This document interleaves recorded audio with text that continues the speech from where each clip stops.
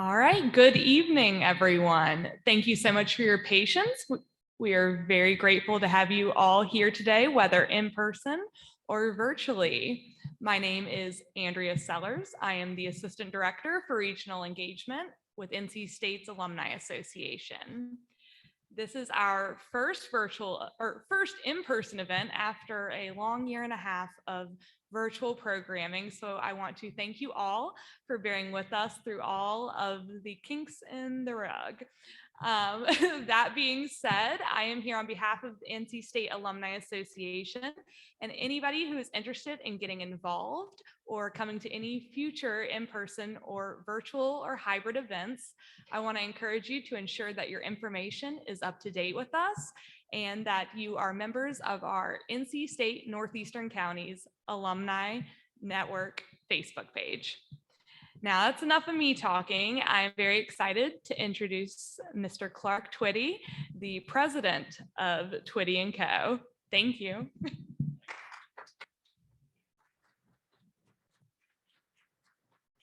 I know we're on camera and I know nobody is here to hear me talk tonight. So this is going to be real simple. My job was just to make a good introduction to a couple of folks. I want to thank Wolfpack Nation for being here. It's a tagline. I know when we talk about think and do the extraordinary, I really do believe that you being here tonight and the willingness of the university team to engage with us, and I hope all of us, is really thinking and doing the extraordinary. I was up in Washington, D.C. last week. I chatted with Senator Burr, and I heard a lady describe Washington, D.C. as a city that was torn between principles and outcomes. And that's really resonated with me. And I think here on the Outer Banks, we're in that same position right now. Everybody in this room is wiped out. We sit in traffic. We're on the very cutting edge of an economy that has never been more explosive in terms of its potential. And at the same time, we reconcile that as a community with a workforce and an infrastructure that has never been under such strain. And who in this room can disagree with that? So long story short, several years ago, we went up to the College of Natural Resources and we said, please help us, because we can't answer these questions, because we feel the tyranny of what are essentially long-term problems, and we struggle to deliver short-term solutions to what are long-term problems. And we hope that this is only one step in what becomes an enduring partnership with North Carolina State. And with no further ado, because nobody wants a monologue with witnesses, Dr. Aaron Seekamp, come on up here. You are the interim head of the Department of Parks, Recreation, and Tourism Management. Welcome to the Outer Banks. I hope you empty your wallet out while you're here. Thank you. My best. Thank you, Clark, for that introduction and warm welcome. I didn't realize something was happening behind me. We were just trying to stop it. Okay. So as Clark said, I'm Dr. Aaron Seekamp. I am the interim department head of the Department of Parks, Recreation, and Tourism Management. Andrea Sellers, who was just up here, is one of our graduates. We also have Jake with us here, and Hayes, I saw you. There you are. Anybody else a graduate of the Department of Parks, Recreation, Tourism Management? No? Well, I'm pretty thrilled that there's 3 of us here tonight. And here we are to talk about Dr. Whitney Knollenberg. But I just want to thank Twiddy Company first. We're really grateful for our growing partnership to support the community and further research on sustainable tourism in the Outer Banks region. I'm here on behalf of Dr. Myron Floyd, who is the Dean of the College of Natural Resources, who unfortunately couldn't be here today.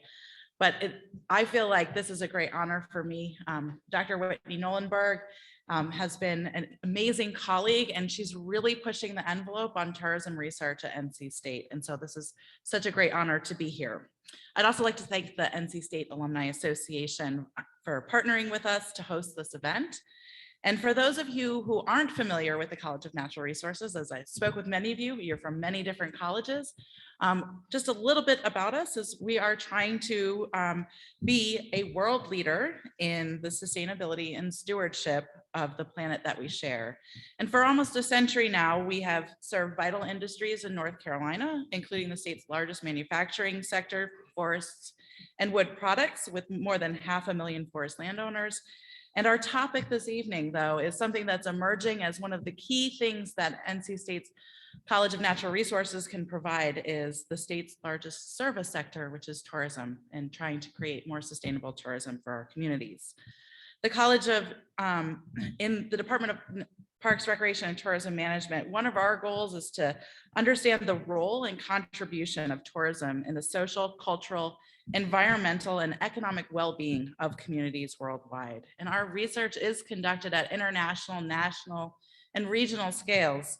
And we're really trying to support management strategies and entrepreneurial innovations that improve destinations' competitiveness, while also conserving their natural and their cultural resources and promoting the sociocultural integrity of the communities and the residents who live within them, as well as stimulating economic development.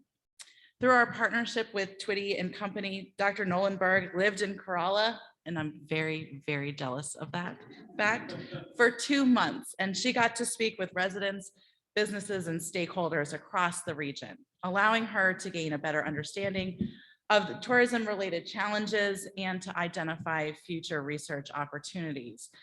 Tonight, we have the pleasure of hearing directly from her about the outcomes of the work that she's been conducting this summer.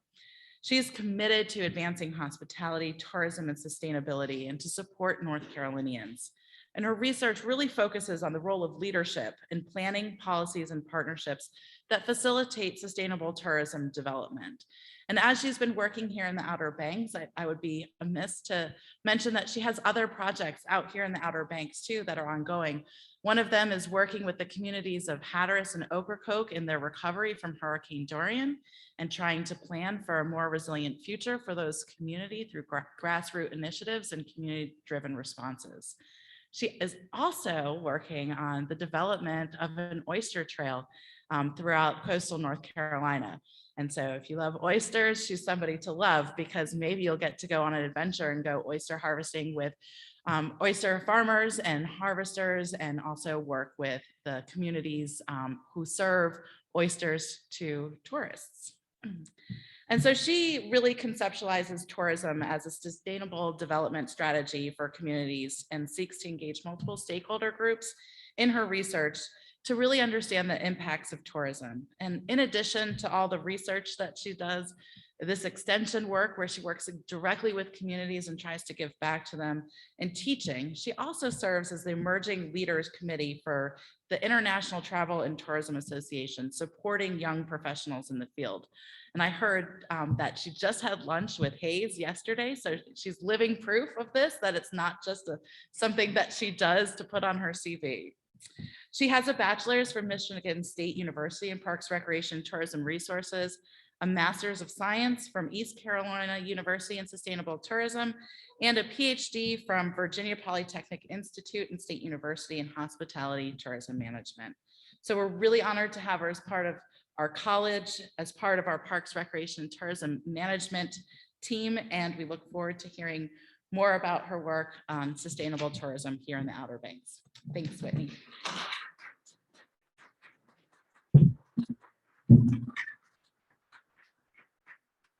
All right. Good evening, everybody. Erin, thank you so much for that fantastic introduction. You covered a lot there, and I do love every minute of what I do, but really my favorite part are these sort of evenings.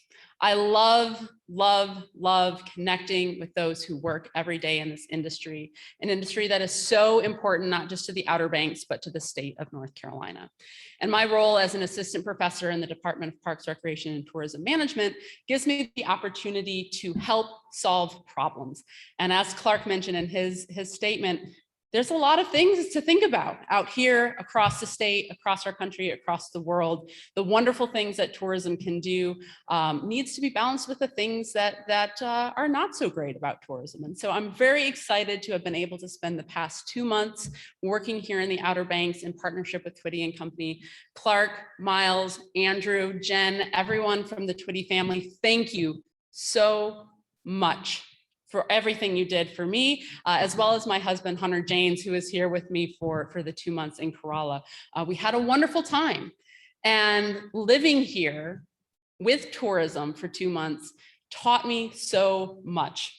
Those of you who live and work here in the Outer Banks, this summer is different. It feels different, but there are a lot of things that are typical, right? The traffic, when you go to the grocery store, hint, it's not on a Sunday afternoon. I learned that real quick. These things are things that you have come to adapt to and learn. And I learned them too this summer. So I have a very new perspective on things that I teach, on the way that I research. And so I'm very appreciative of the time that I had here in the Outer Banks this summer.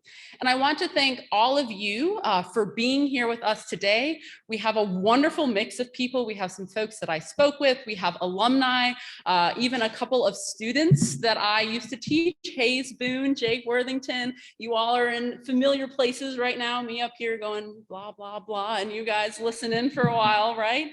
I am thrilled to be up here to share what I have done this summer, and just want to give a final thanks to our College of Natural Resources for supporting this event, our Alumni Association. Can we please get a round of applause for Andrea Sellers for this event?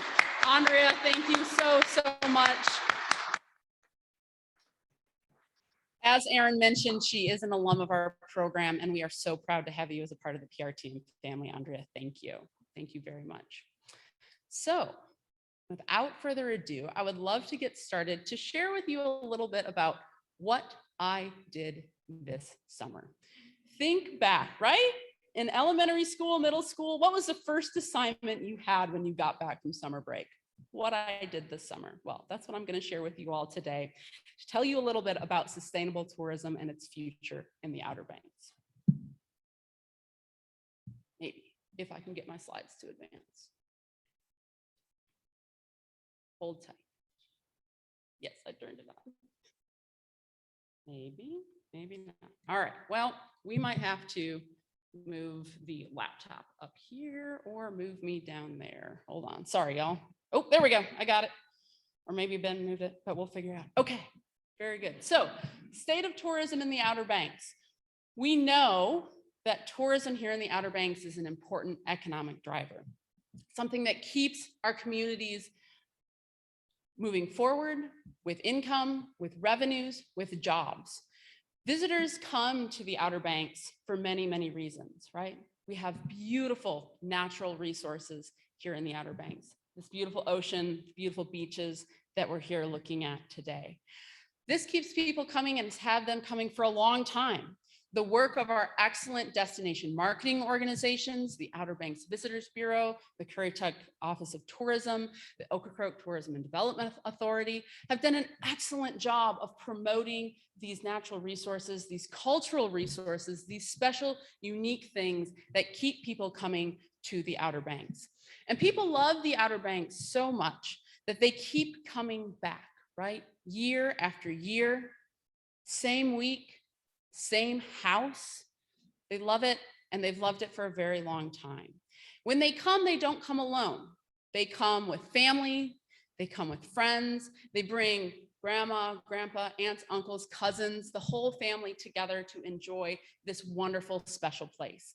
And they've come to know and love it, and they've come to have certain expectations of what their experience here in the Outer Banks should look like, what they love about this place. And we've seen this seasonal demand over time, right? We just talked about how busy it is here in the summer. Lots of traffic, lots of people, everyone in one place at one time. So we have that high peak summer season, and we're starting to see more travel in those shoulder seasons, which has been really helpful to extend those good economic benefits that we get from tourism. Then we get the pandemic. Thanks, Ben. Go ahead. So 2020 happens and things change. Things change for everyone, right? It's a very different time. But here in the Outer Banks, we saw things change rapidly once those bridges opened and we had people coming back. We saw record levels of visitation. More people here than ever before. More people coming, more people to enjoy our beautiful natural resources, enjoy the unique culture and feel of this place. But we started to see some negative impacts. We started to see that there were going to be shortages in our workforce, in our supply chain, things were going to be disrupted and changed. We couldn't keep operating the way we typically did. Along with that, we saw an increased demand for real estate. And so we started to see things like, Ben, if you'll click one ahead for me there, like this. This look familiar? Help wanted sign. I like that it says OBX Life under it because it's the way it feels right now, right? Go ahead, Ben, another one. We saw a lot of this, a lot of that. You drive up and down 12, you drive up and down the bypass, you see a lot of these signs. Unfortunately, we saw this sign as well. Anybody recognize this? Sandbars Bar and Grill, one of our wonderful local restaurants in Kill Devil Hills, couldn't keep functioning, couldn't keep operating as normal because of the workforce shortage. They had to close permanently. And this is a great example, Ben, if you'll go back one for me, a great example of the struggle that we're having with sustainable tourism. A closed business is the most unsustainable business. This is not anything new, though. This is something that we've been seeing, maybe not at these levels, maybe not with these impacts like we saw with sandbars, but we've been seeing it for a very long time. It's something that has been a constant problem. Clark mentioned the long-term challenges that we face here in the Outer Banks. And we're really seeing that come to a head. We're seeing that come to a threshold this summer when we have this incredible level of demand. More people wanting to be here, more people wanting to spend money in our hotels, at our restaurants, but they can't because we have a shortage. And these impacts, go ahead, Ben, are something that we need to think about changing. If we are going to continue with tourism the way it's been, the status quo, the way it has been for a long time, things have worked well, right? We've had high levels of visitation. We've done a great job of getting people here, but these impacts are starting to become too great for all of us to manage. So we're seeing with more people coming, we're seeing increased pressure on those natural resources, more people on our beaches, more crowding, more trash, things that maybe make these places, our places that people love to visit, not as great as they were the first time around. We have more people waiting in line to get into our wonderful cultural resources, Currituck Lighthouse, Jockey's Ridge State Park. We saw a 26% increase in visitation to our national parks here in the Outer Banks. 26%. We weren't ready for that, and it is a lot to handle. We're also seeing at the same time greater negative impacts on our social resources. And when I say social resources, I mean all those things that people who live and work here in the Outer Banks deal with every single day. Whether it's traffic, whether it's being able to find a spot on the beach where you want to enjoy being here in the Outer Banks as a resident, whether it's when you go to the grocery store, right? These things are those social impacts that maybe make it not the best place to live, things that we have to deal with that really kind of start to rub us raw. So those social impacts are incredibly important to think about for the folks who live here and work in the Outer Banks. All of these challenges underscored by the fact that there's a potential to leave money on the table.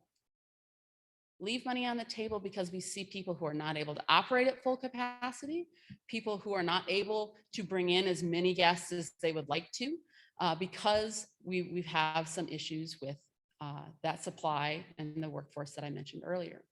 These diminished economic resources are further challenged by the fact that those experiences that people have and have come to know and love in the Outer Banks, whether it's visiting their favorite restaurant, whether it's taking the kids to the aquarium, those experiences have changed. Think of how long people wait in line at the restaurants. Think of how people may have to wait for that 4 o'clock check-in in their home, right? These are those impacts on experiences that people remember. And they talk about those things. And what do we think travels faster? Positive word of mouth or negative word of mouth? Blake's nodding over here. Blake knows what travels faster. It's negative word of mouth, right? What we want to maintain is that high quality experience, the things that people love about the Outer Banks that keep them coming back year after year and telling all of their friends, neighbors, and loved ones how fantastic this place is. But we don't have the resources to do that right now. And I want you to ask yourself, this future of potentially unhappy guests, a lower quality experience on our beaches, potentially negative impacts on things that affect our everyday life, like traffic, right? Is that the future that we want for tourism in the Outer Banks? Is that where we want to be? Think about that. Now, go ahead, Ben. I want you to close your eyes. We all trust each other. We all trust each other in here. Close your eyes. Thank you, Clark. Thank you, Chris. Close your eyes.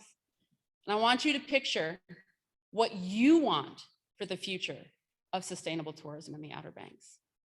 What does it look like? What does it sound like? What does it feel like? What does that future look like? Okay, you can open your eyes. Thank you. Good for playing along. Thank you for doing that. You guys make it fun. So my task this summer, go ahead, Ben, was to think about how do we get to that future? How do we get there? How do we accomplish that future that we want for tourism in the Outer Banks? How do we move beyond these long-term challenges that have continued to keep us back from being where we want to be? So thinking about this, I set out to think about sustainable tourism. And when I'm thinking about sustainable tourism, I'm talking about the positive impacts, maximizing those positive impacts of tourism, particularly for those people who must deal with the negative impacts on an everyday basis. I'm talking about economic impacts like jobs, tax revenues, things that keep our economy running, core to what we do and how we support our communities. I'm talking about social impacts. How do we make it easier to get around on these roads? I'll tell you what, I will be a lot more patient with traffic in Raleigh after spending a summer out here driving up and down 12. At least you're moving on 40. It may be 95 miles an hour, but you're moving. Okay. These social impacts, we want to make this not just a great place to visit, we want this to be a great place to live. For everyone who works here, everyone who makes this place their home, we want it to be a great place to live.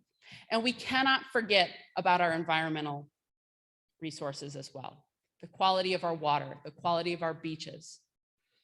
That is key to what brings people here. We must keep that at the center of what we do.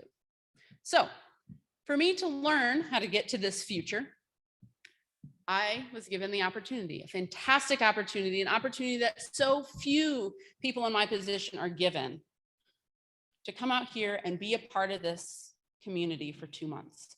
And in those 2 months, I sought to learn. I sought to listen. I sought to hear from the people who live with us every single day, to find out what it's like and how we get to the future they want for tourism. So to do this, I had many conversations. I don't know if you all can tell this, but I like to talk. I'm a talker. So talking to people is something that comes naturally to me, and I can learn so much just by sitting down and having a conversation with folks. So this summer, I sought to talk to as many people as I could. I ended up talking with 40 tourism stakeholders. You work that out on your fingers. That's about 1 a day for 2 months if I'm taking some time off, right? So I was working. Everyone says, oh, you're at the beach this summer. I was working at the beach this summer, okay? Talked to 40 people all up and down the Outer Banks, all the way from homeowners in the 4-wheel drive area down to Ocracoke. So I got our full geographic range because we know each one of these communities, each one of our counties is very different, very unique, has many unique challenges to think about. I also sought to talk to as many people from different roles, different positions in the tourism industry and the industries that support tourism. So healthcare, finance, talking to those folks who support tourism in an indirect way as well. But talking to everyone from our business owners, people who own and operate our attractions, our retail, hoteliers, restaurateurs, as well as our frontline employees who are dealing with these impacts every day. Talking to our elected officials, the decision makers, people who have a lot of thinking to do about these challenges, to hear their insight on this as well. So These opportunities, the opportunity that I had to talk with these folks yielded great insight. I talked to people about the challenges, the opportunities, where they want tourism to be in the future. And I was able to identify some short, mid, and long-term impacts, or excuse me, long-term recommendations that can maybe help us start to move towards that future that we want for tourism in the Outer Banks. So here's what I learned. Go ahead, Ben. First, we need to center our efforts on sustaining a tourism workforce. What I heard time and time again from the people that I spoke with was, I'd love to be open 7 days a week. I'd love to be able to do lunch and dinner service, but I don't have the staff. This points to an issue that is longstanding. Bringing people here to live and work in the Outer Banks has been a long-term challenge, but it has come to a head, and we have seen the threshold, the throttle, the bottleneck that we have with workforce this summer in particular. So hearing that time and time again, I found that this is an area that really needs our focus. The workforce needs to be prioritized, not just for the sustainability of our tourism industry, which drives our economy, but for the communities themselves. By putting the workforce at the center of our decisions and thinking about all the policy and planning that we need to do, we are not just helping tourism, we are helping our communities. We are ensuring that we have a population of people who will go to the volunteer fire department, who will coach our Little League teams, who will be a leader, perhaps run for office one day. These are people that we need in our communities, and they here will work in the tourism industry. What I heard as a real underlying challenge for this issue of focusing on the tourism workforce is available housing. Housing is a key issue for anyone living and working in the Outer Banks. Think about our Maslow's hierarchy of need, right? The very bottom, our basic needs, most basic needs, shelter. We must have shelter, then we can move up to thinking about bigger and better things. So if we're going to prioritize our workforce, if we're going to make sure that we have people who can keep the industry running, who can remain the heart of the tourism industry, we must ensure that they have a place to live, that they feel safe and they can consistently stay in these places. I heard many stories this summer of challenges that people face with housing. And if you'll advance. Fortunately, or perhaps unfortunately, depending on how you look at this, we are not alone in this challenge. Many different destinations face these issues. There on the left, you see an example from Maui and Hawaii, and on the right, Colorado. So go ahead, Ben. My first recommendation is to start thinking about how we can learn from these other communities. Who else is dealing with these same challenges, and what opportunities have they found to address them? I've reached out to friends I have in Colorado and in Hawaii to say, hey guys, what are we doing? Send me the resources. Let's get this started, see what we can learn from these other places. So this is a short-term action, something we can do right now to start thinking about how we center our decision-making on the tourism workforce. More of a midterm action, something in the next 2 to 5 years for us to think about, is to prioritize the resources for that essential housing, to address that need for our workforce, to get them into the homes that they need to be able to live and work and be a part of this community. Okay? This is going to require money. This is going to require time. This is going to require a marshaling of resources from across our communities to make this happen. And we're seeing it start in some places. Ocracoke, for example, has started an affordable housing task force. They're looking at opportunities to house people there because they realize the shortage of houses is limiting their growth for the industry. So let's replicate that and think about where we can do that in other places. Go ahead, Ben.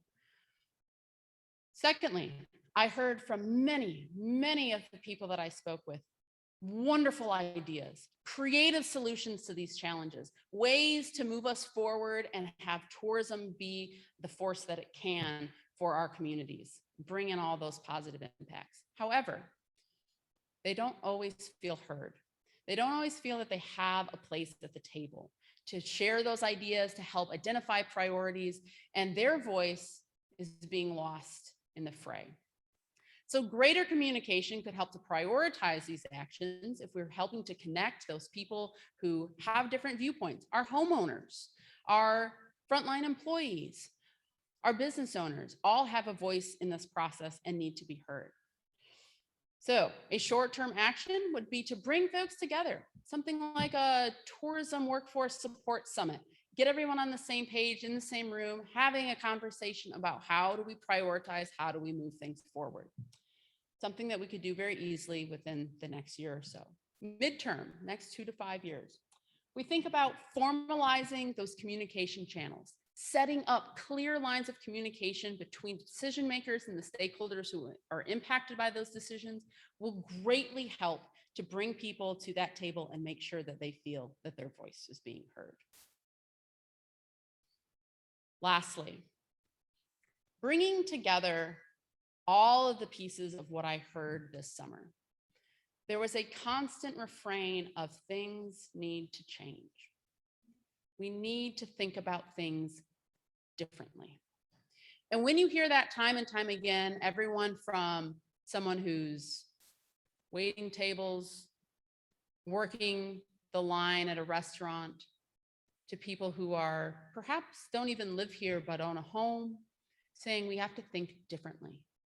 What that says to me is we need a paradigm shift. We need to change our frame of reference for how we think about tourism. And to do that, we need to start thinking from a way of not just tourism challenges, but community challenges. How do we come together as a community, not to solve the problems of the tourism industry, but to make this a better place to live? A way to think about this, the paradigm that could be helpful in changing our approach to tourism, is called destination management. And this is a way of thinking that's been promoted by organizations like Destinations International, which works with communities all over the world to help drive tourism and increase its positive impacts. It's been adopted by many other communities across the United States, across the world. And it focuses on balancing all those wonderful opportunities, growth of visitation, environmental responsibility, and quality of life, while still ensuring that residents and those who deal with those negative impacts of tourism every day are engaged and participate in development and benefit from tourism. Okay? This is a different way of thinking. This is a different way of bringing people to the table. It's a way to start bringing the workforce to the center of what we do. So in the midterm, changing this paradigm, shifting how we think, that's a hard thing to do. That takes time, that takes energy, that takes concerted effort to make that happen. It requires bringing multiple stakeholders together, making sure those lines of communication stay open and people are engaged in thinking about tourism differently. So what we need here in the Outer Banks is someone to do that. We need to establish a role, a position for someone to be that person to help bring those pieces together. Because this isn't something that we can do piecemeal, everyone doing a little bit at a time. There needs to be a concerted and well-defined effort to do that. In the long term, though, we can all start to think differently. We can all think about that definition of destination management, that idea of balancing the benefits, the idea of engaging our stakeholders, the idea of placing at the center of what we do the people who are most impacted by tourism. We can all start to do that. So if we all come back together in this room 5 years down the road, I'm going to check in with all of you and say, how are we doing on that paradigm shift? Are we thinking differently yet? Okay. It'll take time, but I think we can get there. So what I feel that I've learned this summer is how we can be a leader. How we as the Outer Banks can be a leader in sustainable tourism development. We have everything we need. We have an incredible product. We have an incredible team who promotes that product and gets visitors here throughout the year.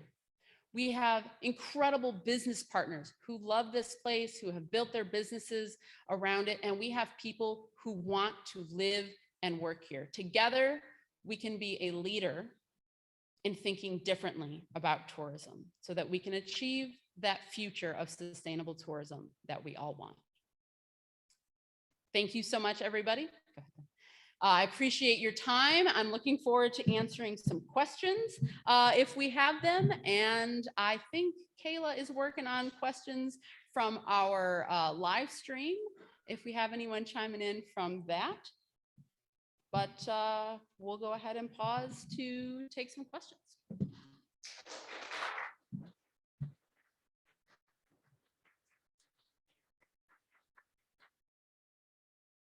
All right. Hayes and Jake know this is my favorite part of talking, right? Questions, questions. Don't be shy. No right or wrong answers. I will give you participation points if you ask questions.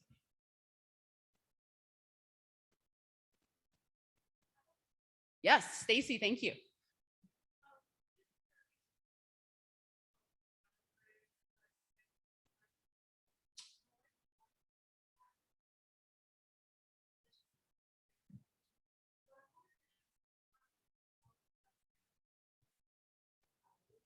Mhm. Mhm.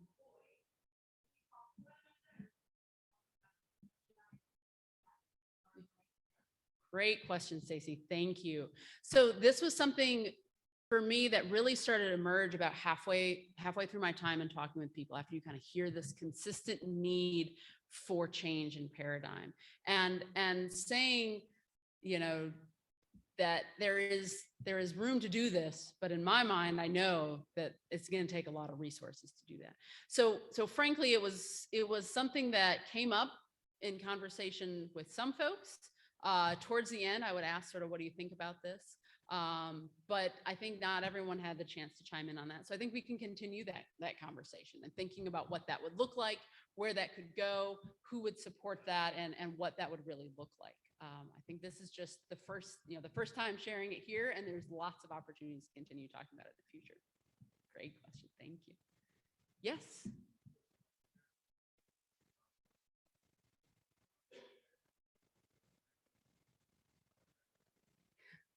Great question, Leo. That is at the heart of it, right? I think that thinking about the level of visitation, the amount of people we have in certain places, that has to be part of that conversation with changing and shifting. And if we're thinking about, how people are impacted by tourism, traffic is absolutely there at the top of that list. So I think that paradigm shift and thinking about, where we might promote tourism, where we might try and move people in different places, that could definitely be a part of this. Ideally, I think it would help to address that by thinking of creative solutions, finding different ways to reduce that strain on the resources that we have right now. So great question. Thank you. All right, I'm going to take a question here from our live stream. First of all, Mark Johnson, thank you. Go Hokies, and any other Hokies we have in the room. No, Dr. Seacam back there is one of them. We're all friends here, ACC, whatever, we're good. Joe Cupo asks, have there been impact studies surrounding a new bridge to Kerala, impact study on the 4x4 area? Yes, I definitely heard conversations about the Mid-Kirtuk Bridge. Joe, I think that's what you're referring to. Those conversations are ongoing, and is definitely something, again, with this paradigm shift, that we need to incorporate in that conversation. And certainly lots of conversation about the way that tourism is currently impacting the four-wheel drive area in Kerala. Lots of traffic up there, thinking about what that means for the quality of people's experiences in the four-wheel drive area, the safety of people. That's definitely something that needs to continue to be a part of this conversation as well. Joe, thank you so much for your question. All right. A great question here. How should the Outer Banks balance expansion of affordable housing with short and long-term conservation and climate change adaptation concerns? This is a great question. Comes from Anonymous in our live stream, but this is, again, something that we need to be shifting that long-term thinking about what tourism looks like and what that looks like for this area. And climate change has to be a part of that conversation. That is something that when we're thinking about impacts, thinking about those natural environmental resources, and certainly those social and economic impacts that tourism has, that all comes together, and climate change has to be a part of that conversation. So in terms of affordable housing with that, we need to be thinking about that when we're making decisions about affordable housing and what that looks like and what that will mean for people who may be in that affordable housing. That is certainly a very critical piece of that conversation. So thank you very much for that question, whoever asked it in the live stream. All right. Other questions from our audience here? Another one, Kayla's writing it down for me. Thank you, ma'am. All right. Okay, this comes from Barbara Hertzinger. Do you think that there's requirements for local government leadership incentives for seasonal workers? Yes, so great question, Barbara. Thinking about our seasonal workers and how we think about that for housing with them. This is a crucial part of our tourism workforce out here. This, if we're going to sustain, if we're going to continue to think about this and how we get enough people in our communities to keep tourism running through the peak season, there's definitely a need to think about that as well. In terms of what that looks like in terms of tax incentives, Barbara, I think that's a great idea to continue to explore. And it's not something that came up in the conversations that I had with folks this summer, but something definitely to continue to think about in the future. And I think we'll take our last question here from Mark Johnson. Andrea is going to come up and wrap us up after I respond to this. But much of what you speak about points to land use planning questions and policies. Add that to a linear pattern of development and transportation with limits functionality. What is your thought on the question of carrying capacity for Outer Banks infrastructure limits, and how high is up regarding economic development? I think at the core of that question are the limits on the infrastructure.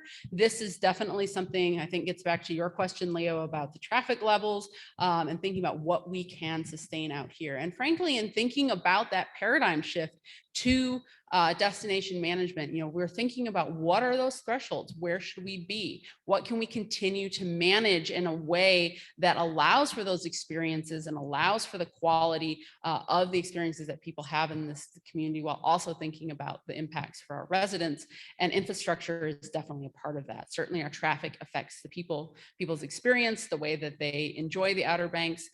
So if that is, the bottleneck, that is probably something that we need to be thinking about to ensure that we continue those economic impacts while also making it better for those who live here and work here. So great question, Mark. Thank you so much for that.